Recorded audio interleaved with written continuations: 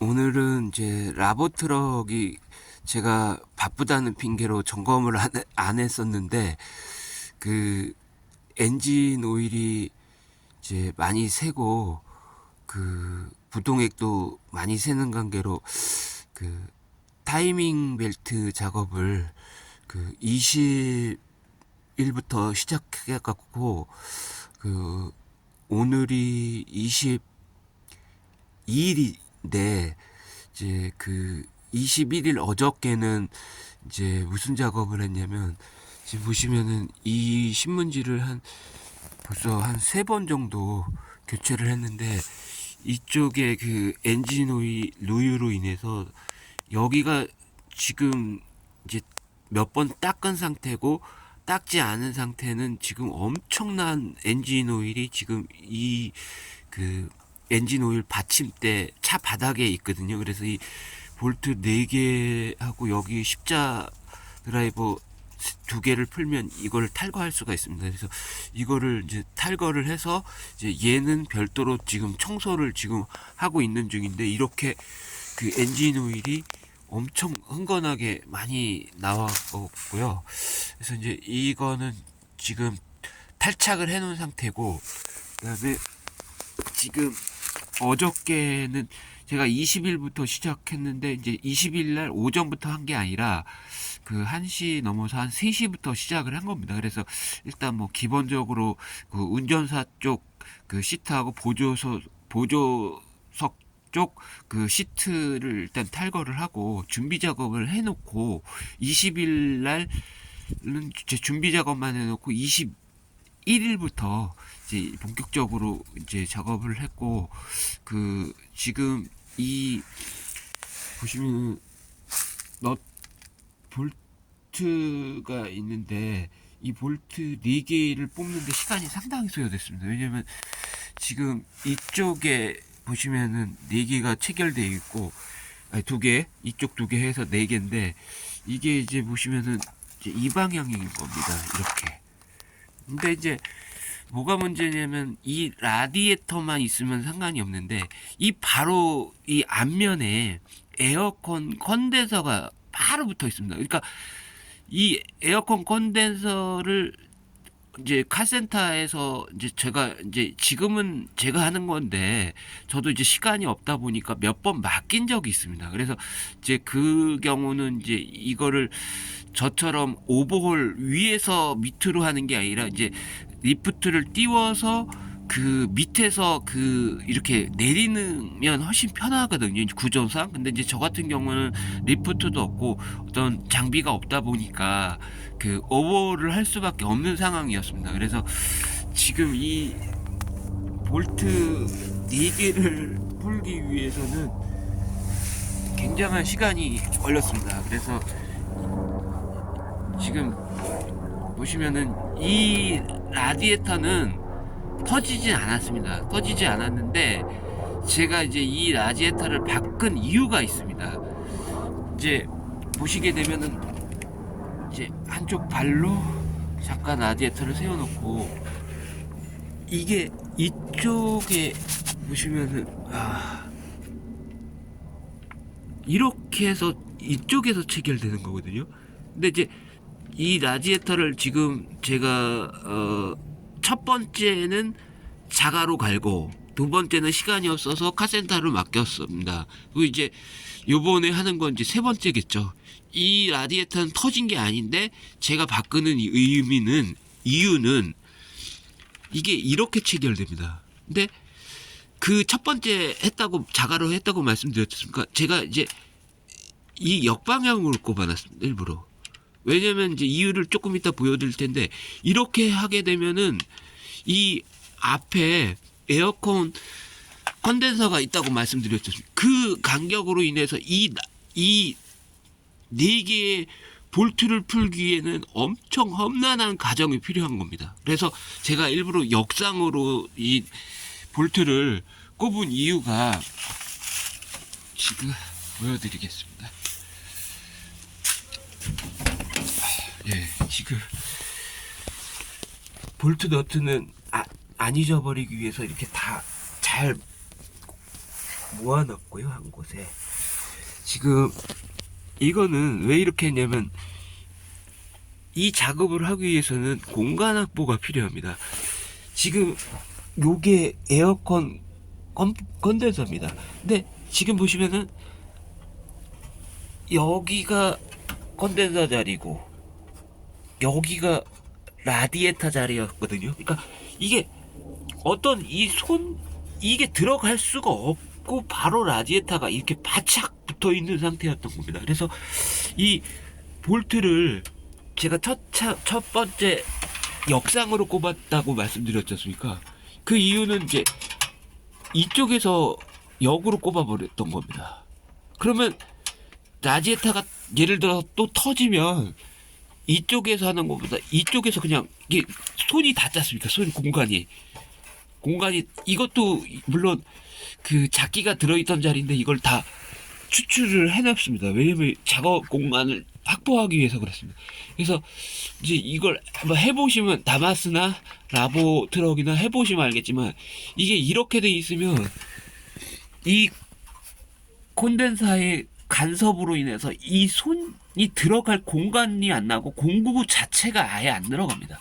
그래서 지금 이 밑에 리프트를 띄우고 이런 얘를 빼고 이 밑으로 내려서 원칙적으로는 작업을 하는 거고 에어 컨디셔너가 있기 때문에 이제 FM적인 작업은 냉매를 해수하고 그 다음에 이거를 라디에이터를 빼고 그 다음에 라디에이터를 새로 교체한 다음에 냉매를 다시 해수했던 것을 다시 원상복귀하고 그 다음에 이런 작업이 있습니다. 근데 저는 자가로 하다 보니까 그런 장비가 없지 않습니까? 그래서 그 냉매를 해수 안 하고 하는 방법에 대해서 설명을 드리는 겁니다. 그래서 일단은 이것을 건드리지 말아야겠죠. 왜냐면 냉매 그 해수 장비도 없고 다시 복귀를 할 수 있는 장비도 없다 보니까 최대한 이 에어 컨디셔너하고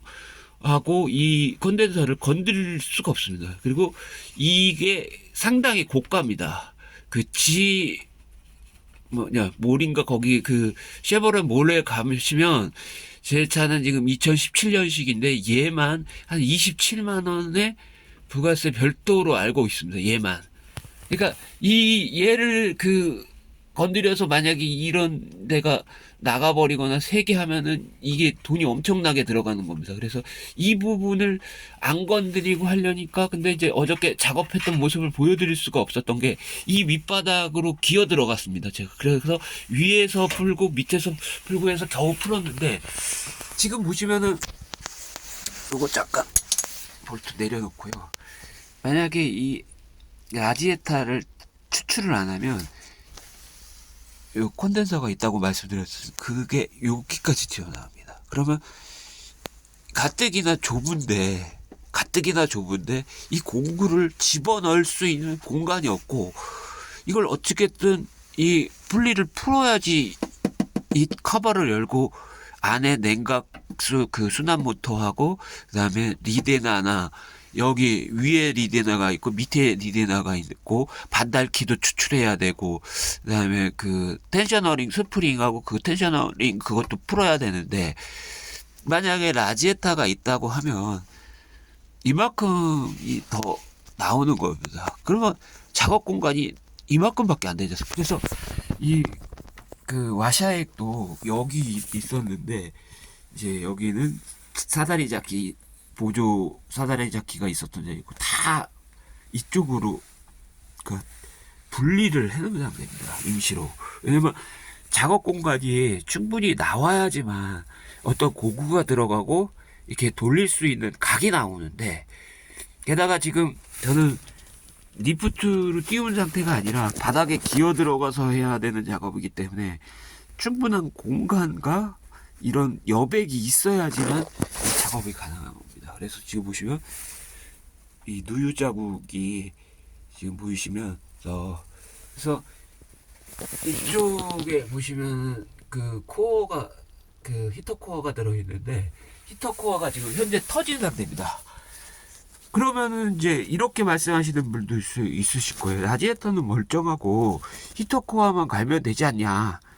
근데 이제 문제는 제가 이제 경험은, 죄송합니다. 제가 감기가 좀 걸려갖고, 그, 라디에이터를 예를 들어서 안 갈았다. 그리고 히터코어만 터져갖고 히터코어만 갈았다. 이 다시방, 이 프론트 판넬을 다 열어야지만 이 히터코어를 열 수가 있거든요. 예를 들어서 이 라디에이터를 아까 집에 마당 거기 뒤편에서 보여드린 것처럼 멀쩡하니까 안 갈았다. 그냥 재사용할 수도 있는 거죠. 근데 문제는 히터코어가 지금 터졌다고 말씀드렸으니까 얘가 이제 갈아서 됐으니까 얘는 해결됐지만 또 추후에 얘가 터질 수가 있는 겁니다. 그러면 또 이 작업을 또 해야 되는 겁니다. 그러니까 타이밍 벨트를 교체할 때 왜 이거를 다 갈아 제끼냐면 추후에 또 예를 들어서 얘만 남겨두면 찜찜하지 않습니까? 또 추후에 정말 터집니다. 그러면 이 작업을 또 해야 되는 겁니다. 그래서 아예 이것을 열었을 때 물론 문제가 안 되더라도 자재가 확보된다면 제 생각입니다. 그냥 다 갈아버리는 겁니다. 왜? 추후에 또 이 작업을 해야 되는데 이 작업 자체가 원체 빡세기 때문에 그리고 이제 카센터에서 할 경우에는 저처럼 안 하고 이 에어 컨디셔너 이거 컴프레서입니다. 얘는 얇고 얘는 두껍지 않습니까? 얘가 고압이고 두꺼운 게 저압입니다. 근데 여기서 이걸 설명드리는 이유가 냉매를 해수를 했다가 다시 모아둔 기계가 있습니다. 거기다 해수를 해놨다가 이거를 라디에이터를 교체하고 부동에 이제 작업을 하고 그다음에 이 냉매를 해수했던 것을 다시 이제 복귀하고 그다음에 라디에이터 제 영상에 보시면 에어 뽑기 작업이 있습니다. 라디에이터 그 작업을 이제 하는 겁니다. 근데 저는 이제 그런 장비가 없다 보니까 이렇게 한 거고, 그래서 이제 제가 이제 한 손으로 지금 스마트폰을 찍다 보니까 이 작업하는 모습을 보여드리고 싶어도 이제 이렇게 한번 해놓고 영상 찍고 한번 해놓고 영상 찍고 이렇게 할 수밖에 없는 구조고요.